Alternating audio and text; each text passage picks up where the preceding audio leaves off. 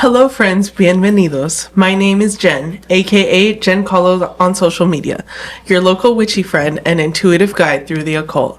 As always, my lovely husband and co-host is David, aka Premier Pulls on social media. Hi everyone, on today's episode, Jen explains cryptids. Welcome to the show, grab a chair, make yourself at home.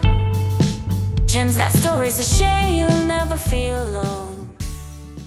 I am super excited for this episode topic. Yeah, me too. I've been backlogging all our episodes into YouTube, and it's been quite a project.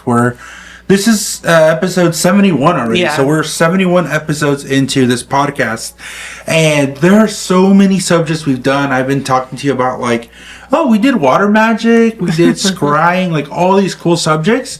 We have not done cryptids yet, and I know for a fact this was one of the subjects I wanted to tackle, like, on very early on. So I don't know why it took us so long, but we're finally here.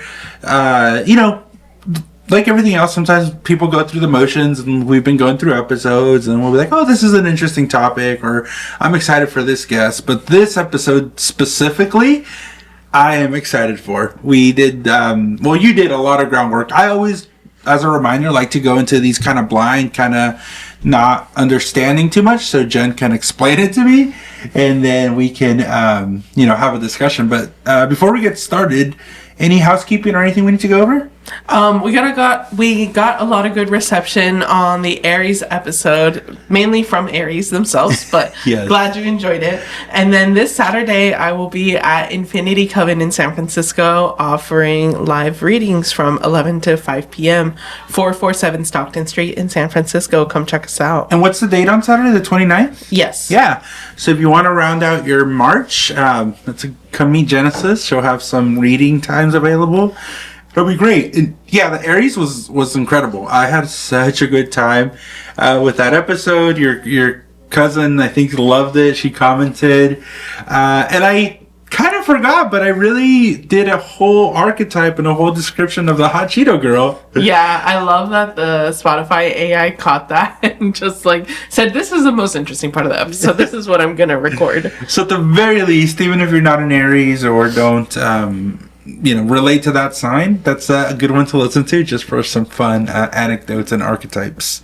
Yes. But enough about that. Let's get into cryptids. Teach me. Yeah, very excited. So what is a cryptid? A cryptid is basically a creature, animal, or entity whose existence is claimed but unproven by mainstream science.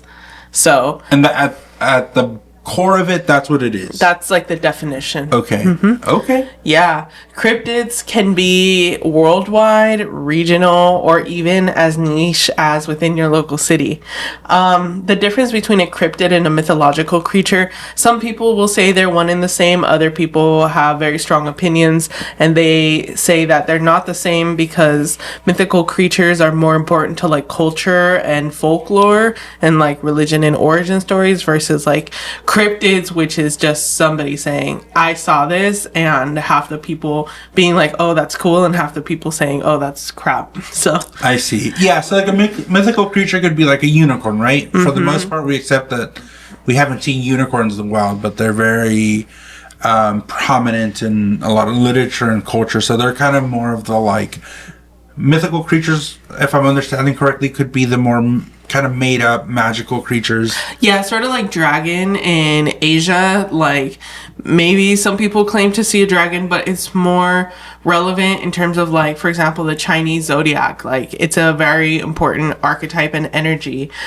People being born under Year of the Dragon. Sometimes people even have dragons on their national flags, maybe in their origin stories, some niche indigenous Asian religion, things like that. So that's the difference between, let's say, a dragon and Bigfoot.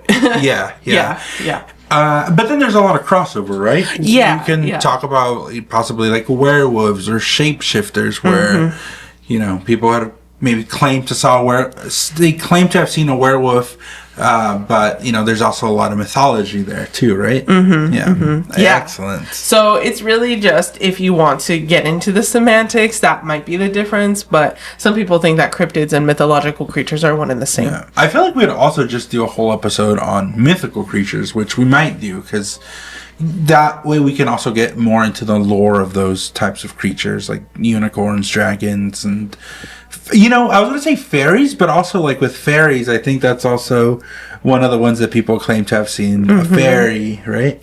Yeah, and I don't think this is going to be our last cryptids episode. There's so many cryptids to go over, like... We just chose the MVPs. Yeah, we basically just chose the MVPs, but just like how we can have multiple like ghost encounter, alien encounter stories, we can have like multiple episodes of cryptids because there are just so many. Yeah. So just to recap for right now, a cryptid is some sort of non-human creature that has been described to have been observed, right? But not proven scientifically. Got it. Okay. All right, let's go into it. Speaking of cryptids, we actually did get someone share their cryptid story, so thank you, Jose. Let's listen now. Cryptids are pretty cool. I've always been fascinated by cryptids. I've heard of stories of like the Mothman, Slender Man, the Nightcrawler. Shout out to Fresno. And Baba Yaga. Shout out to John Wick. All 4 movies are sick. You guys gotta watch that if you haven't. But the closest experience I've had was with the Injured Man. I saw the Injured Man when I was 10 years old. I was in my bedroom and I thought I saw a shadow in my bedroom that was being casted from outside my bedroom window. So I kind of put my hand up to see if I can block the shadow. I put it over my window and the shadow didn't disappear. So I knew it wasn't a shadow. I knew it was somebody in my room. He was in my room. It was crazy. Crazy experience for sure. I think that's the only thing I've experienced with cryptids. Oh no, and there was that one time with the Llorona, man. She wanted to get down. Oh my god. Freaking Jose. Did you say the Injured Man? The Injured Man? I don't know what that is. Well, first off, the voice message itself sounds like he's being held hostage by a cryptid. Jose, I don't know what the hell you were doing when you recorded this, but when you sent it over, I was like, are you okay? Like, are you being held hostage by Bigfoot right now? By La Llorona. But no, thank you so much for sharing, and I'm glad we kind of got the explanation out of the way a little bit, because I think some of the creatures he mentioned, or the things he mentioned, we go into kind of mythological creatures or things of that nature. He mentioned Baba Yaga, which is kind of the Russian equivalent of the boogeyman, or El Cucuy if you are from Mexico. It's just like that general term of the boogeyman. I don't know if that's necessarily a cryptid based on your description of what it is. I think it's more of like just a mythical creature. Folklore.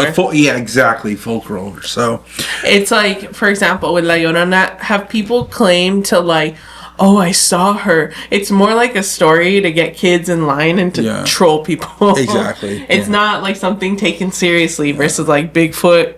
Some people do take it very seriously. Yeah. I know an interesting one is also like the mermaids, because mermaids, again, mythical creatures, but there have been like sailors that claim. Yeah, exactly. Yeah. Sailors are like, wait, no, that's like we saw a mermaid. So saw it with my eyes. It was my own eyes, exactly. Yeah. It wasn't all the rum they were drinking. Yeah. It was the mermaids out there. Okay, all right. Well, let's get into it. Thank you so much, Jose, for submitting that. We really appreciate that. Anybody who wants to submit a story or questions or like an audio message, click on the link tree and please do so. All of the subjects we cover are, made 1,000 times better by audience participation. So if you want to hear your voice on the podcast, go ahead and do so. Yes, we love all these stories. Yeah. But yeah, so an example of I guess the closest affiliation I have to a cryptid, or a cryptid that I grew up with, was El Chupacabra. Yeah, that is super ingrained into our culture. That's one of the ones. So, el chupacabras literally means goat sucker in Spanish. So, the goat sucker, because people would wake up to their goats or other livestock like slaughtered or dead in like such a weird way. It's like our form of a vampire. So, yeah, people believe that there's this vampiric creature that would go after livestock called el chupacabra or the goat sucker. So some people have claimed that it's like a reptilian dog-like creature, almost like a cross between a dog and a lizard with spikes on it. And other people just describe it more like a dog with big claws. But what was the version that you grew up with? For me, at Chupacabras, it was just more like a messed up dog or wolf. Yeah. I didn't get the reptilian part. Yeah, so for me, I mean, a little bit about my upbringing. I think part of the reason why I'm a huge skeptic is because my family never really bought into that. I came to hear about all our, like, cultural folklore when I was, in high school or movies and stuff, like...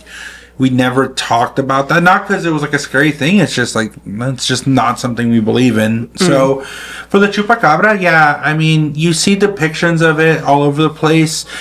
As you're describing him and kind of what I've seen like in media, what I think it could most likely resemble is like a specific type of dog that is from Mexico. It's called the Cholo for short, and it's kind of like it's a hairless dog. Mexican hairless dog. Yeah, it's a Mexican hairless dog that looks very like, you look at the dog and you're like, oh, that thing does not look like a real creature. It's kind of like skinny and kind of lanky, and again, no hair. They have the only hair they have is like on their face, so I think that could be a possibility. Again, that's native to Mexico, that dog breed. So maybe there's some overlaps there. And then just like all of these, it's like a game of telephone, right? Mm-hmm. It's like, oh, my neighbor's cousin's brother's, sister in the rancho 300 miles away described this. And it's like, no, that's not true. But good stories make good lore. And I think that's maybe kind of where it came from. Also with livestock, you don't know what happens at night. I know you're going to go into it a little bit here, but this quote-unquote Chupacabra has been going on for years and years and years. And, back then we didn't have cameras. We didn't have ring cams to see everything that happened. Wilderness is a bitch. Like, surviving the wild and just outdoors is not something that should be taken lightly. So I think it was a combination of predators, maybe other farmers or people just messing with your livestock. But it is interesting how over the years it just kind of takes shape and form. But to answer your original question, I don't know much about the Chupacabra other than really the name. I think it has a very interesting name too. It just, the way it feels when you talk about it, it has a very unique kind of sounding name. So I've known it as that, like somebody killing livestock, and then obviously everything goes back to the devil. Like it does. No matter what you do, it's like that's like a demon, it's like a devil thing. I think all of these have like quote unquote associations with like demonic beings. But that's from my skeptic's point of view. I do not believe in the Chupacabra, and I think at most it was probably like some animal that was seen in the dark. What's interesting now that we do have cameras and HD things, a lot of these retellings have gone dramatically down because they don't, there's never like a 4K image of any of these. Yeah, exactly.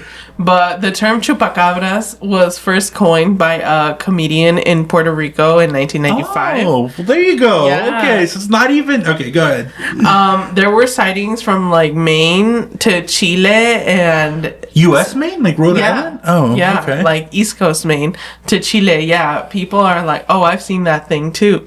However, the first documented chupacabra killings began in Puerto Rico as far back as 1975. They just didn't call it a chupacabra. chupacabras. There was like this thing, and they didn't really have like a good name for it until a comedian talked about it, and they were like, oh, that's a clever name. So that's how chupacabra stuck. What the difference was between like a chupacabra and like a coyote, let's say, getting into your livestock, is that supposedly these creatures have been bled dry, and they had like 2 puncture marks on their neck, and their meat was not consumed. It was just that they were bled out dry. So it was like this vampiric lizard dog thing.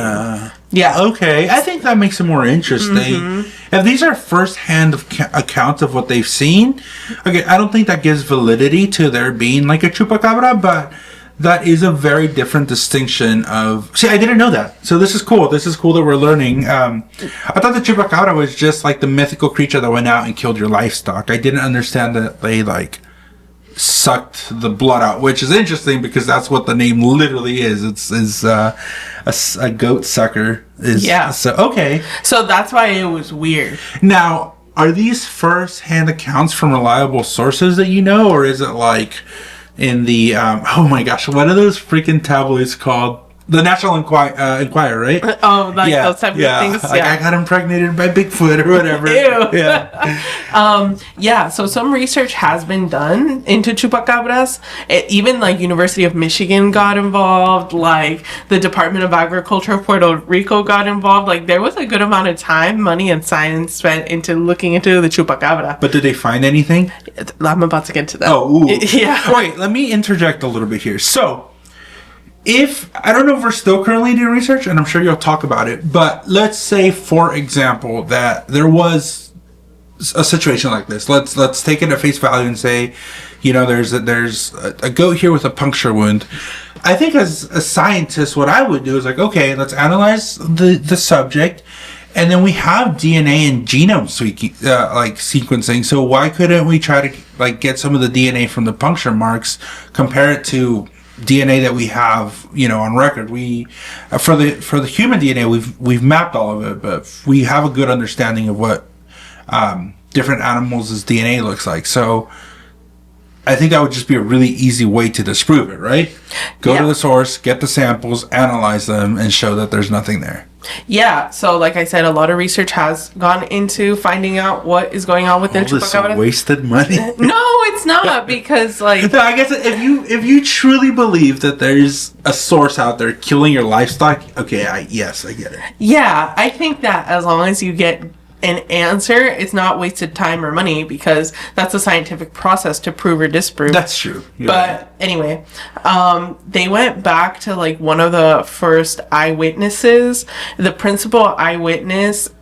They asked her, like, you know, tell me about around that time, like, what movies have you seen?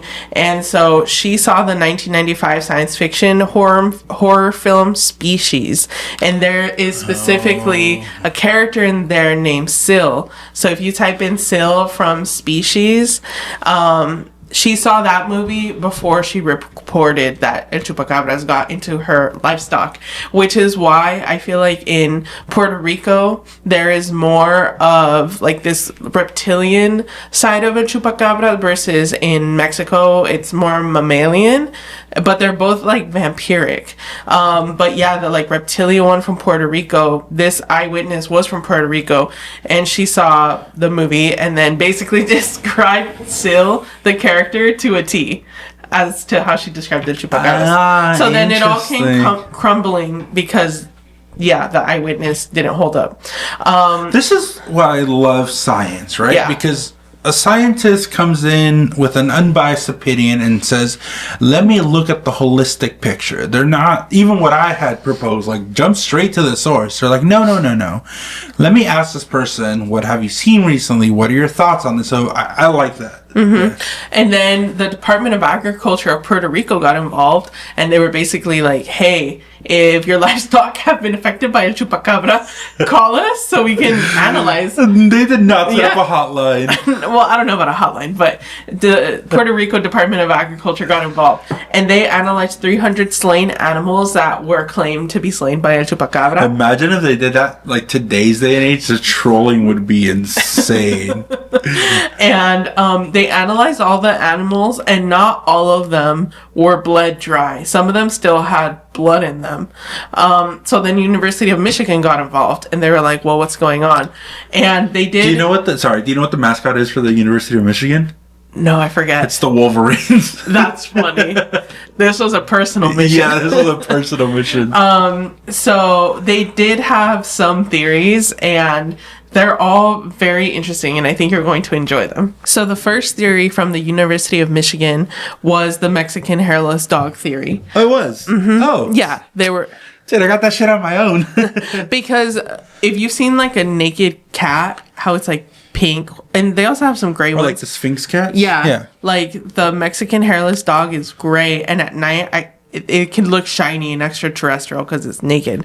The second theory, there is like a parasite or like a form of scabies that was affecting a lot of like wolves and coyotes. So they got scabies and they looked all like mangy and naked and shit. So it could also be that there was like this scabies breakout that was affecting like wolves and coyotes.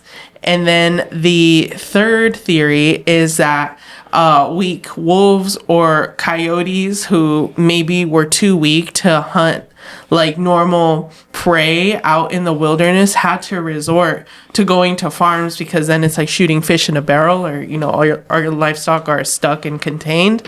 But because domesticated and because they were already weak and they were trying to eat, they had to kill the livestock, but they couldn't successfully kill it in the same like normal way because they were already weakened. And dogs, wolves, etc., they have two large canine teeth, and so that was the only way they could like kill the animal, by biting into it. So that's where you get like the two large puncture marks that look vampiric. It's the equivalent of blending somebody's food when they can't eat solid food. Yeah, so like they tried their, you know, an animal that's injured like that would probably try their best to like kill their prey and eat it, but they're just so weak that they probably just do a half-ass job, unfortunately. Yeah. So they would just bite and let the animal just die. Yeah, and they would try to eat it, and then they just realized that like they couldn't, you know. Ah, interesting. Or they maybe could like a little bit, but not like a normal healthy coyote or wolf would.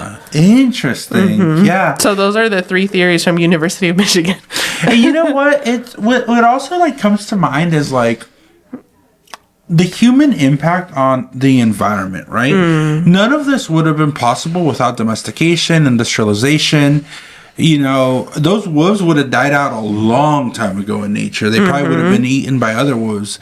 But when humans came along and introduced livestock and introduced abundance and resources, all of that changes the ecosystem of wherever we are. I mean, we even saw it on a small scale within in 2020 when the pandemic came, right? A lot of species and animals started flourishing, and they had open skies and open roads to roam, and they quickly started reintegrating into like the natural world. So yeah, I think that's just a really interesting sign of like, you know, these wolves that probably would have died without like human intervention, now they have, like you said, fish in a barrel, easily accessible food, abundance, and we have these types of cases, right? Just kind of an interesting observation. Yeah, so I feel like, me personally, I don't believe in the Chupacabra, because my theory was always the Mexican hairless dog, but these other theories also make sense. I feel like Mythbusters busted. Yeah, seriously. All right, let's go bust another one, or talk about another one. Bigfoot or Sasquatch? So I feel like Chupacabra people don't hold a Chupacabra like near and dear to their heart. They're like, oh, a Chupacabra. It's just like, yeah, that annoying thing that kills things. But Bigfoot, I feel like a lot of people will like go to their grave being like, no, I saw that fucker. Like, Bigfoot exists. So some people can get really spicy about Bigfoot. Well, they had the whole show on Discovery Channel called like Discovering Bigfoot. Yes. Yeah. Oh, I'm excited for this one. Yeah. Let me start with my personal experience on this one. As much of a well, first let's explain what Bigfoot is. Okay, go ahead. So Bigfoot, or Sasquatch, or has so many other names, is a large, hairy, humanoid creature. But Bigfoot, or the Sasquatch specifically, I know some people on the cast show that. I think those are called bears, and that is their natural habitat. Okay, but Bigfoot primarily roams North America, specifically like the Pacific Northwest. Anyway, your Yeah. experience with Bigfoot. Yeah, so as much of a skeptic and a non-believer as I am in all of these and a lot of like mythological things, Bigfoot, I'm not a believer, so I'll start there. But that was one that got me because when I was a kid, I think my uncle had rented a video of like Bigfoot, and I for the longest time I was like, what the fuck? And then there's that super famous, we'll put it up here on screen, that screenshot of Bigfoot kind of walking across two trees. And I saw that and I was like, oh my gosh, that's real. I must have been, oh gosh, not even a teenager. I was probably like 10. So, at that age, you're Still super young. impressionable, of course. Yeah. So for the longest time, I was like, wait, no, this Bigfoot shit could definitely be real. So Bigfoot is the one that got me. That's the one that I was like, if you would have asked me back then, I would be like, yeah, no, it is real. Like, they have him on camera. There's proof. Like, how else can you explain this? And that was always a really interesting one for me. Obviously, I don't believe in him now, and I'm sure you're going to go into, like, how this one got disproven. I know how it did, but I don't want to ruin the ending. But yeah, so I do want to share that. Another thing I want to ask, there's Bigfoot, Sasquatch. Does the Yeti fall under that? That's like... Yes.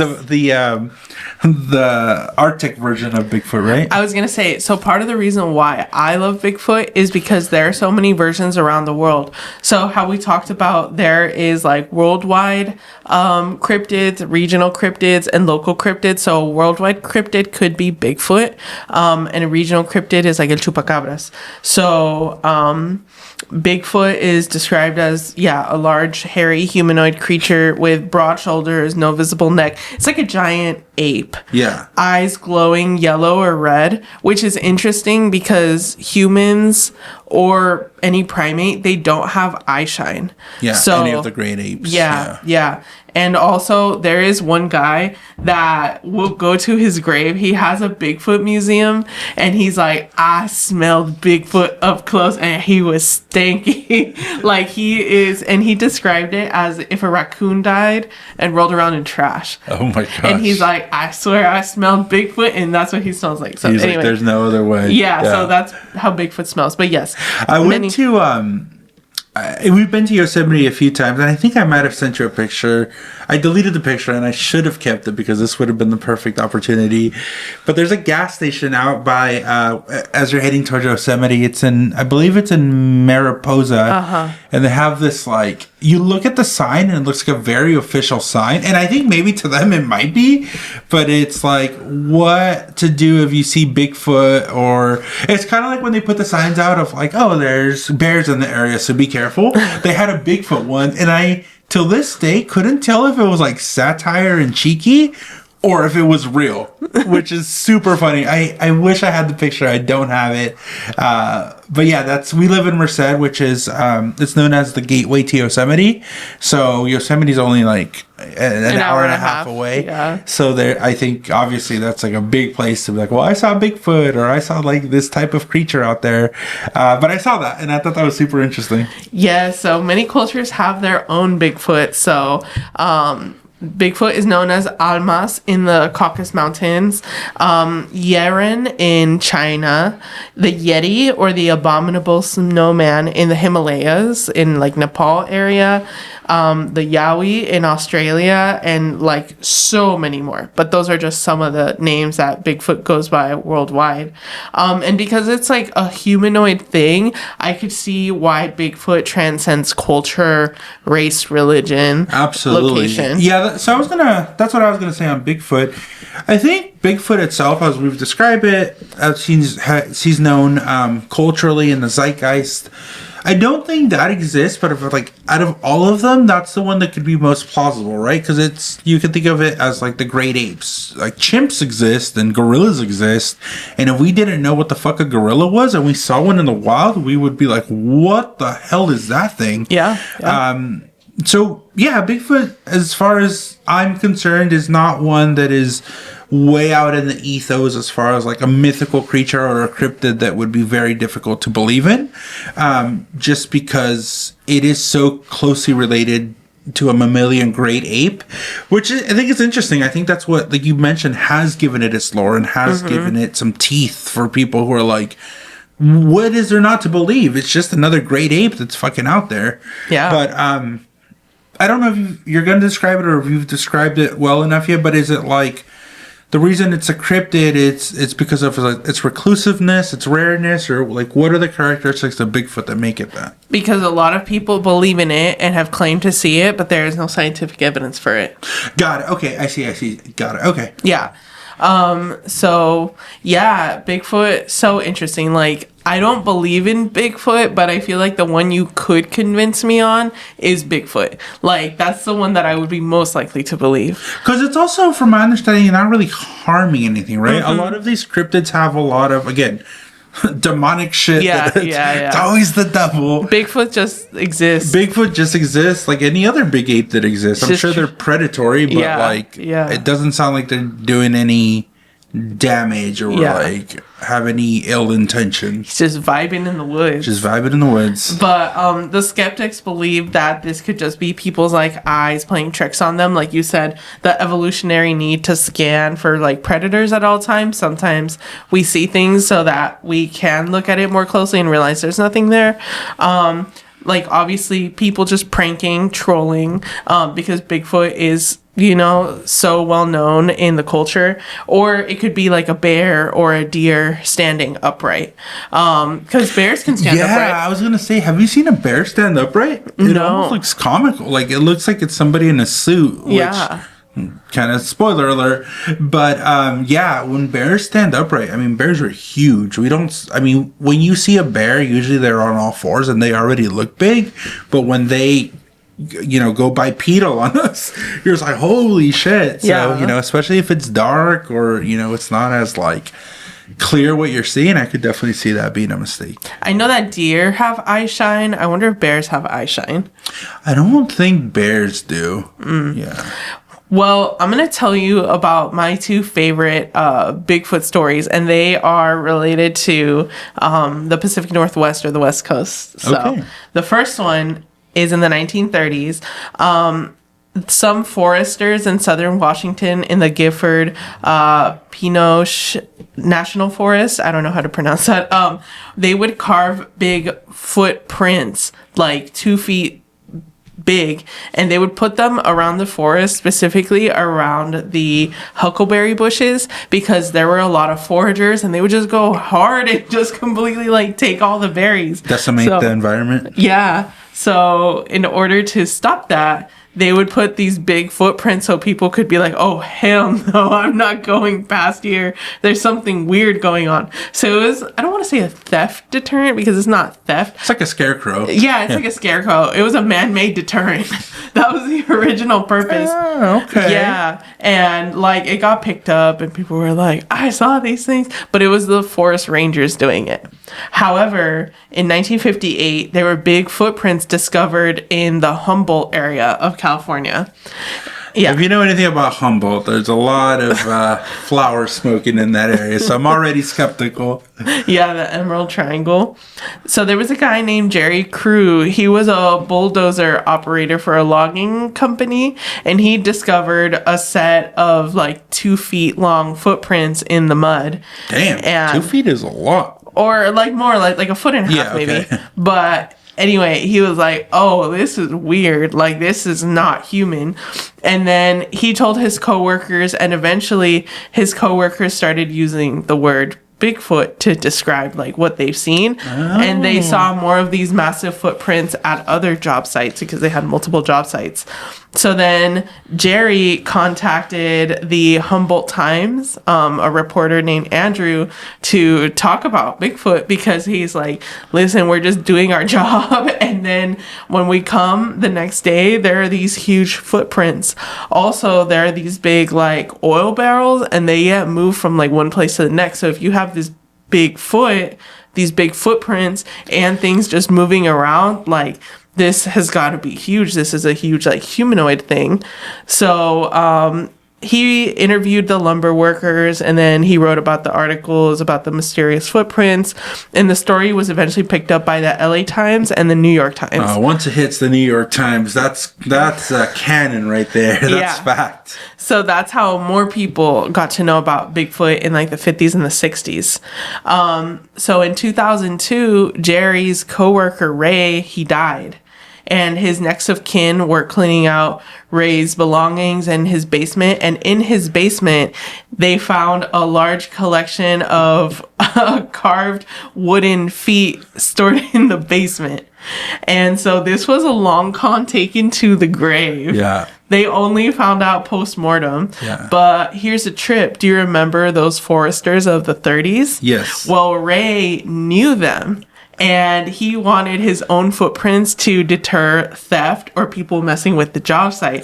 So again, to make another human deterrent.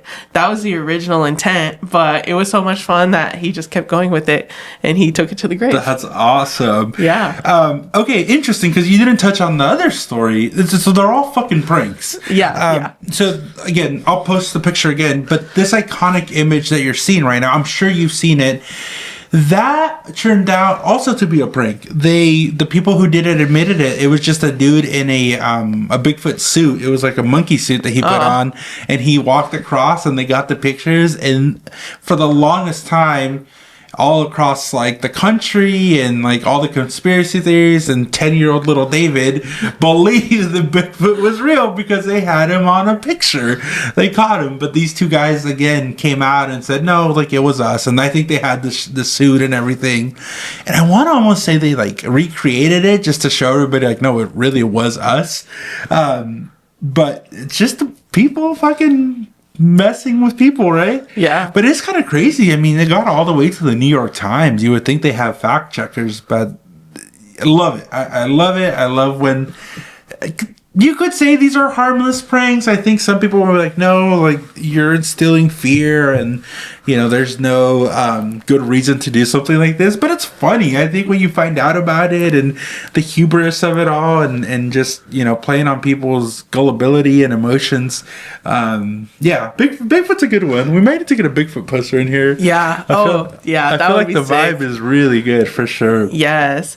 And so we talked about a worldwide cryptid, Bigfoot, a regional cryptid, El Chupacabras, now local cryptids. Yes. Before that, though, I do want to share one that I want to talk about a little bit is the Loch Ness Monster, right? Mm-hmm. I don't know too much about it, but that's also like a super duper famous one. I think if you're talking cryptids and mythical creatures, it would be remiss to be like, you're not talking about the Loch Ness Monster. The only thing I would say about the Loch Ness Monsters, again, I don't know this. I think it's this like serpent-like dragon sea creature that's supposedly in Lake Loch Ness. Yep. Also known as Nessie. Like that's the name of the creature. Mm-hmm. But from my understanding, that body of water is not that big. Yeah. It's like just fucking search, like go swim all over the thing, and if he's not there, he's not there. So yeah, just I thought I'd be remiss if I didn't mention Nessie. Yeah. But anyways, all right, let's go local. So a local cryptid in the Central Valley is the Fresno Walking Pants, aka the Fresno Nightcrawler. And if you look at my laptop closely enough, that was one of the first stickers I got. It's this one right here. It's shiny and holographic. I might have to take a picture to like make it a little more interesting, but there is a cryptid right here, a local cryptid. Yeah. I got this sticker when I first moved to Merced. There's a really fun coffee house that we like to go to, and they had them there, and I was like, what's this? And they're like, you don't know about the walking pants from Fresno? I was like, I've never heard of this. And they're like, well, take a sticker, and I was going to pay for it. They're like, no, just have it. And I was like, okay. But anyways, right here, it's been here the whole time, and we're finally talking about it. So yes, hit me. So the Fresno Walking Pants, funny enough, there was a guy in Fresno named Jose who was the first one to claim that he saw the Fresno Walking Pants. And we're just laughing because Jose was the person that sent in the voicemail. Yeah. And I could see him claiming that he saw the walking pants. Yes, those Jose's, man. You got to watch out for them. So the Fresno walking pants, just like in David's sticker, they're a thin, white, humanoid-looking thing with no arms. It literally looks like a pair of white pants walking. It really looks like the little ghost, like the white sheet ghost, just with like the circle eyes. Except imagine you just had like the head and then two legs instead of like just being like a little circle, like half circle. Almost like Grimace, but with like pants instead of like a big blob, right? But its head is more like, it's just head and legs. Ugh, okay. Yeah, that's more what it looks like. They hit leg day a little too hard. Yeah, it's just head and legs, and it's really skinny. But yeah, it just looks like that. It was picked up by a bigger YouTube creator called Para Breakdown, which I love. They like really went hard on the Nightcrawler or the Fresno walking pants. So Jose, this guy, he had CCTV and he caught the walking pants, but they didn't know how to basically upload that onto the internet. So they took a local like camcorder, because this happened back in like the 90s, I want to say. And then they recorded with the camcorder the CCTV, so it's just hella grainy, horrible quality, and so you're just like, what am I looking at? You do see a white thing going across the screen, but you're like, what is this? And it was like in a hill, right? Or something? Yeah. I think it was someone's front lawn or a pasture. Yeah. And ever since Jose said that he saw the walking pants, other people claim to have seen the walking pants. Even a guy from Poland claimed that the Fresno walking pants made it all the way to Poland. Fucking international cryptids straight in the Central Valley. From Fresno to Poland. But this bigger YouTuber called Para Breakdown like really did his due diligence, and he even tried to reconstruct like a walking pants video. He's like, can I make a hoax video that looks like the walking pants? If I could do it, anybody can do it. And so he did, and his walking pants video looks really good. And he was like, my walking pants video is better than Jose's. And like when you look at mine versus Jose's, like it just moves so slowly and it's so pathetic. And looking back, I'm like, yeah, I don't know about these walking pants. So he disproved it basically? Yeah, he's like, they're not real. Okay. And then do you know a little bit about like the lore? Like I know we talked about the Chupacabras as like they do the livestock. Bigfoot is just this bear who's out there in the woods. Like what is it with the walking pants? Like what do they do, or what's there? It's just like a weird humanoid ghost creature. There isn't much depth to it. Like they even went and they tried to interview Jose, and he didn't want to be interviewed, and then he agreed to be interviewed without his face. So it's like it's all covered in shroud. Yeah, it's a little sus. So okay. I mean, we still love the Fresno walking pants. We love a local cryptid, even though it may not be true. It's a local diva. Yeah, it's like a little mascot for us. Yeah. So yeah, unfortunately, there's not a lot of depth to the. But Fresno. You didn't know about this because I'm the one who's like, hey, by the way, we have a local cryptid. I know. Right? I really had to research it. Yeah, it's super fun. Okay, but long story short, this is one of the topics where we both don't believe in cryptids, right? Mm-hmm. We can agree on that. But if I were to believe in one, or one that I'm sort of like 50-50 about, I'm 50-50 about Bigfoot, I would say. Really? Yeah. Okay, interesting. Yeah. I feel like Bigfoot is plausible. It's plausible? Yeah, I don't know if Bigfoot, like the idea of Bigfoot itself is plausible. I'm a complete skeptic and I say Bigfoot does not exist. But out of all the ones that could exist, I feel like that's the one that makes more sense. Yeah, exactly. Awesome. Great subject. Super duper enjoyed this episode. Was really excited to record this episode. Been wanting to record it for a while, but this is one where we're really kind of pleading with everybody. We'd love to hear your cryptid stories. What are your thoughts? I mean, there's a million cryptids that we didn't cover. Part of the inspiration for this is I'm really into like trading cards, like Pokemon and things along those lines. But a few years ago, a trading card company started called MetaZoo, where their whole shtick was like making trading cards of all these like cryptids and mythical creatures. Oh, interesting. And there is a Fresno Pants one, so I gotta get my hands on that. But unfortunately, they went under. That company no longer exists. But yeah, I've always been kind of fascinating just by the lore and the story and the fun. And this is fun. I mean, these pranksters with the Bigfoot one, I didn't know that story, and I thought that was super interesting. Yeah. So awesome. So what are your final thoughts on cryptids? I feel like a lot of cryptids, what it could be is just like an animal born with a deformity, or people's eyes playing tricks on them, or people just being funny and Just being being funny. pranksters. Yeah. But we love a cryptid anyway. Yeah. Alrighty, so next week, this was our last episode for March. Yeah. We're going into April, so stay tuned because next week we do have a guest, my barber. That was a good episode. We've already recorded it, but we're really excited to share this one. So, yeah, if you have any questions or comments about the cryptid episodes, please let us know. And how can people get a hold of us? Yeah, Instagram, TikTok, YouTube, Blue Sky at Jen Kahlo and jenkahlo.com. We are trying to get to 50 subscribers on YouTube, because then I can go live and we just unlock more features. So if you haven't followed us on YouTube, please go ahead and do so. But yeah, all links are in the bio. I'm also going to link the Fresno Pants cryptid wiki in the description so y'all can see it for yourself. And we definitely have to shout out Para Breakdown for Yeah. sure. Maybe we can tag them in our posts. Yeah, definitely. I appreciate the work that they did a decade ago. But yeah, we would love to do more cryptid episodes. Again, just submit a story through SpeakPipe, or let us know what cryptid you want us to cover next. Yeah. All right, everybody. Well, thank you so much for watching. Yes, remember, the magic within you makes the world a more beautiful place. Blessed be, and signing off. Bye.